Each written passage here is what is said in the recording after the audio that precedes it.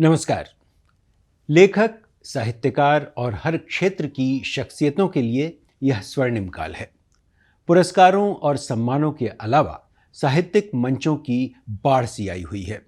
राज्य सरकारें और केंद्र सरकार के अलावा तमाम सरकारी संस्थाएं तो पहले से ही अपने स्तर पर सम्मानों की परंपरा निभाती रही हैं।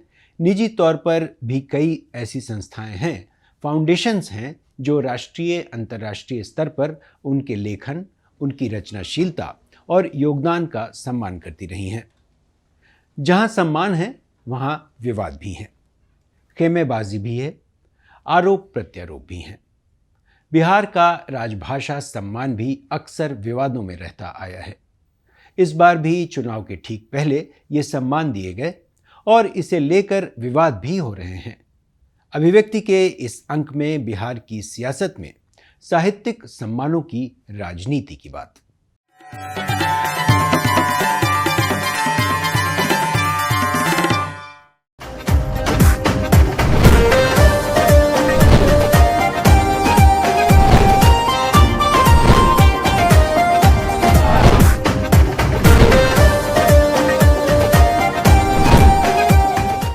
एक तरफ पूरे बिहार में चुनाव आयोग के एसआईआर और उसमें बड़े पैमाने पर की जा रही गड़बड़ियों की चर्चा है। राहुल गांधी के नेतृत्व में इंडिया गठबंधन की वोट अधिकार यात्रा का शोर है।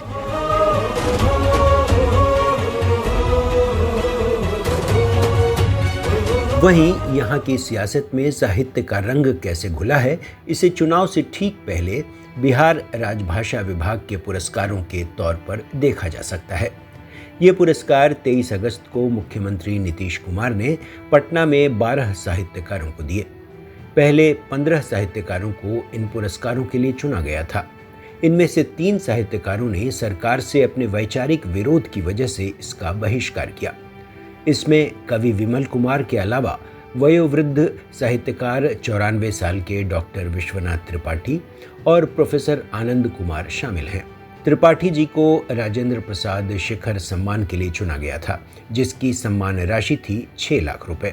प्रोफेसर आनंद कुमार को जननायक कर्पूरी ठाकुर सम्मान मिलना था, जबकि विमल कुमार को 4 लाख के राष्ट्रकवि दिनकर सम्मान के लिए चुना गया था।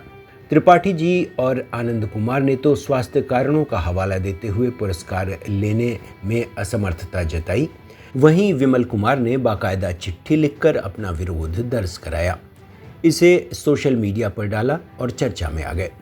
विमल कुमार के पास जब राजभाषा विभाग की चिट्ठी मिली तो उन्हें भी ताज्जुब हुआ कि भला उनका नाम कैसे सरकार ने चुन लिया। हमेशा भाजपा और सत्ता प्रतिष्ठानों के खिलाफ लिखने और बोलने वाले विमल कुमार ने राष्ट्रकवि दिनकर पुरस्कार के लिए चुने जाने पर राजभाषा विभाग को धन्यवाद तो दिया, लेकिन अपने पत्र में उन्होंने लिखा, मेरा मानना है कि लेखक और पत्रकार को हमेशा विपक्ष में रहना चाहिए और किसी भी तरह की सत्ता से दूर रहना चाहिए, चाहे कोई भी सरकार हो। इस नाते भी मुझे यह पुरस्कार लेना साहित्य और पत्रकारिता की नैतिकता के खिलाफ है। मैं पूरी विनम्रता के साथ इस पुरस्कार को ग्रहण करने के लिए खुद को उपयुक्त नहीं मानता और आज देश में जिस तरह के हालात पैदा हो गए हैं, विशेषकर बिहार में भी हालात खराब हो रहे हैं, उसे देखते हुए एक निष्पक्ष पत्रकार और लेखक के लिए उचित नहीं कि वह कोई सरकारी पुरस्कार ग्रहण करे। मैंने उस पत्र में 3-4 कारण बताए। पहला कारण ये बताया मैंने कि देखिए, मैं एक पत्रकार हूँ और एक लेखक भी हूँ, और लेखक और पत्रकार को हमेशा सत्ता से अपनी दूरी बना कर रखनी चाहिए। वह जनता का प्रवक्ता होता है, वह किसी सरकार का कोई पुरस्कार उसे लेना नहीं चाहिए। इस सिद्धांत के तहत मैंने यह पुरस्कार लेने से मना कर दिया कि इस समय देश के हालात बहुत ही ख़राब हैं, खासकर बिहार के भी। आपको मालूम है, पिछले कई महीनों से बिहार में मतदाता सूची को लेकर राष्ट्रीय स्तर पर विवाद खड़ा हो गया है और लाखों मतदाताओं के नाम कट गए हैं। ऐसे में मुख्यमंत्री नीतीश कुमार ने अब तक एक शब्द भी नहीं कहा है। उनकी नैतिक जिम्मेदारी बनती थी कि वे भी चुनाव आयोग से गुहार करते कि इसमें गड़बड़ियाँ हुई हैं, इसकी जांच होनी चाहिए। तो ये 3-4 कारण थे, इसलिए मैंने उस चिट्ठी में साफ साफ लिख दिया कि मैं यह पुरस्कार लेने की स्थिति में नहीं हूँ। वैसे पुरस्कार वापसी जैसी घटना कोई नई बात नहीं है। इससे पहले भी कई लेखकों साहित्यकारों ने किसी न किसी मुद्दे पर सरकारी सम्मान लौटाए हैं। साहित्य अकादमी पुरस्कारों को लौटाने को लेकर तो उदय प्रकाश, मंगलेश डबराल समेत कई सम्मानित साहित्यकार खबरों में आते रहे और उन्हें मोदी सरकार ने पुरस्कार वापसी और टुकड़े टुकड़े गैंग जैसे विशेषणों से नवाजा। दरअसल विमल कुमार के पत्र को अगर गौर से देखें तो ये उनके निजी और नैतिक ईमानदारी के साथ साथ वैचारिक प्रतिबद्धता को सामने लाता है। साथ ही उन साहित्यकारों पर विनम्रता के साथ सवाल भी उठाता है जिन्हें कोई भी सरकार या सत्ता प्रतिष्ठान पुरस्कार और सम्मान देकर अपने पाले में करता आया है।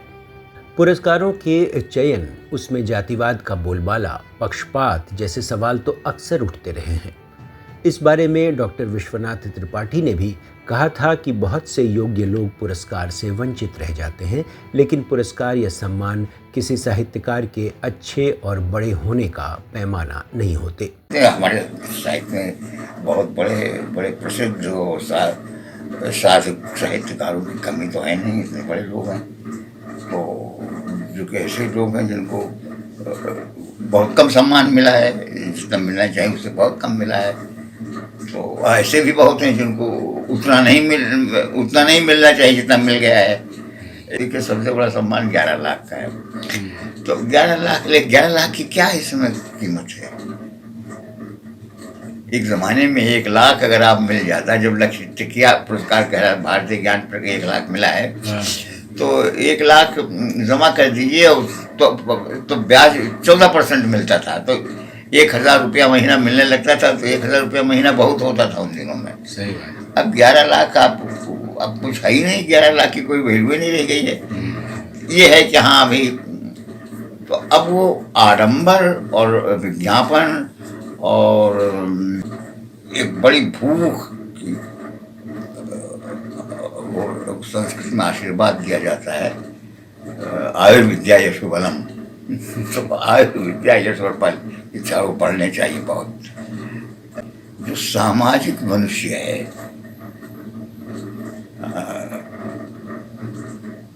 वो थोड़ा सा कम हो गया है उसका। बहरहाल दिलचस्प ये है कि 3 लोगों के बहिष्कार के बाद बिहार सरकार के राजभाषा पुरस्कारों की सूची से वो श्रेणी ही हटा दी गई जिसके तहत इन तीनों को सम्मानित करना था।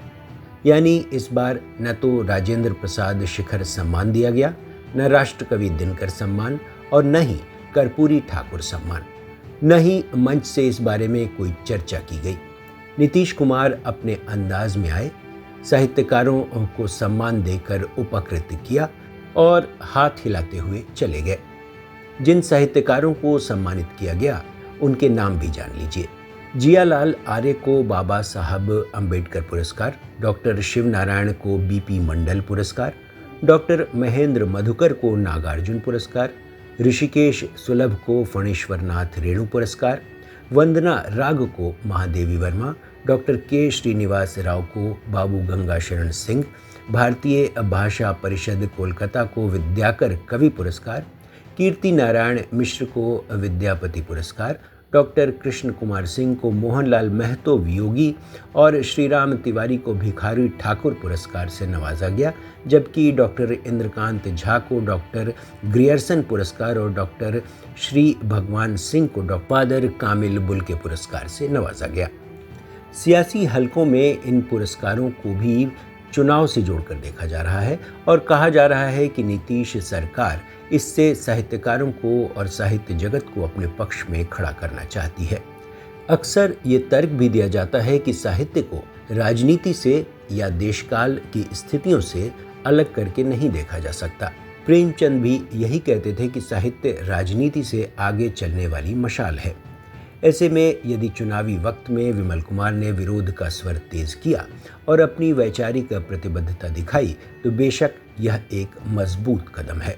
अब उन्हें ट्रोल करने वाले या उनके इस कदम को चर्चा में बने रहने की कोशिश बताने वाले ये भूल जाते हैं कि किसी आम आदमी के लिए, मध्य वर्ग की सामान्य जिंदगी जीने वालों के लिए 4 लाख की रकम बड़ी होती है। यहाँ सवाल नैतिकता और वैचारिक प्रतिबद्धता का है। ऐसे वक्त में जब देश गंभीर वैचारिक संकट, नफरत की सियासत, कट्टर धर्मांधता के दौर से गुजर रहा हो, लेखकों, साहित्यकारों का दायित्व भी बेशक बढ़ जाता है। साहित्य और संस्कृति की दुनिया में हमेशा कुछ न कुछ होता है, सक्रियता बनी रहती है। इनमें से कुछ गतिविधियों की झलक देखते हैं इस सेगमेंट हलचल में।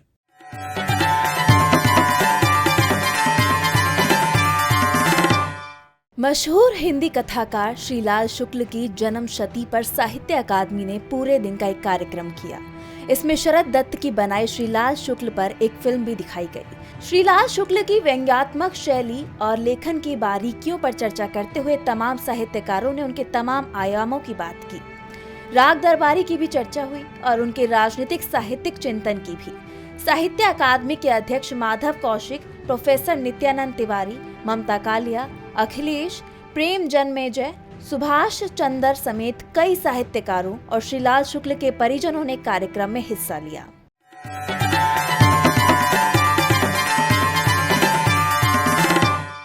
वाम प्रकाशन की ओर से सुपरिचित कथाकार सीनी वाली का कहानी पाठ आयोजित हुआ। सीनी वाली की कहानी रहो कंत होशियार में खेती की जमीन और पर्यावरण बचाने के किसानों के संघर्ष को विषय बनाया गया है। साथ ही इस विडंबना की तरफ संकेत किया गया है कि किसान किस तरह लालच और दबाव में आकर खेती और पर्यावरण की बर्बादी का हिस्सा बन रही हैं। चर्चा में संजय कुंदन, मुख्तार अहमद, हीरालाल नागर, जय सिंह, अरुण आदित्य, संजय श्रीवास्तव, वीरेन नंदा आदि ने हिस्सा लिया।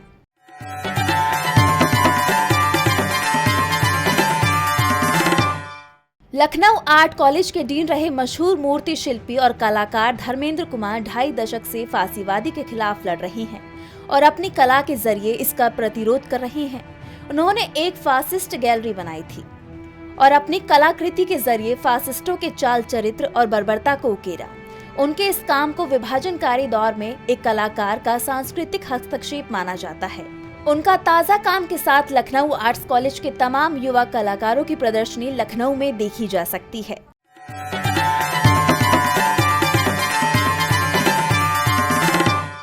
अभिव्यक्ति के इस अंक में इतना ही, लेकिन चलते चलते याद कर लेते हैं फिराक साहब को उनकी चंद पंक्तियों के साथ। रघुपति सहाय फिराक, जिन्हें दुनिया फिराक गोरखपुरी के नाम से जानती है, एक तरक्की पसंद और मोहब्बत के शायर, एक ऐसा शायर जिन्हें उनकी बेबाकी के लिए जेल की सलाखों के पीछे डाल दिया गया, और एक ऐसा शायर जिसने शायरी को एक नई परिभाषा दी, हिंदी और उर्दू के अटूट रिश्तों को एक नई ऊंचाई दी, और जिसकी शायरी का अंदाज अनोखा था। उनके चंद शेर पेश हैं उनके जन्मदिन पर उन्हें याद करते हुए। अगर बदल न दिया आदमी ने दुनिया को, तो जान लो कि यहाँ आदमी की खैर नहीं। अहबाब से रखता हूँ कुछ उम्मीद खुराफात, रहते हैं खफा मुझसे बहुत लोग इसी से। बहुत पहले से उन कदमों की आहट जान लेते हैं, तुझे ए जिंदगी हम दूर से पहचान लेते हैं। इसी खंडहर में कहीं कुछ दिए हैं टूटे हुए, इन्हीं से काम चलाओ बड़ी उदास है रात। एक मुद्दत से तेरी याद भी आई न हमें, और हम भूल गए हों तुझे ऐसा भी नहीं। बहसें छिड़ी हुई हैं हयातो ममात की, 100 बन गई है फिराक की एक बात की।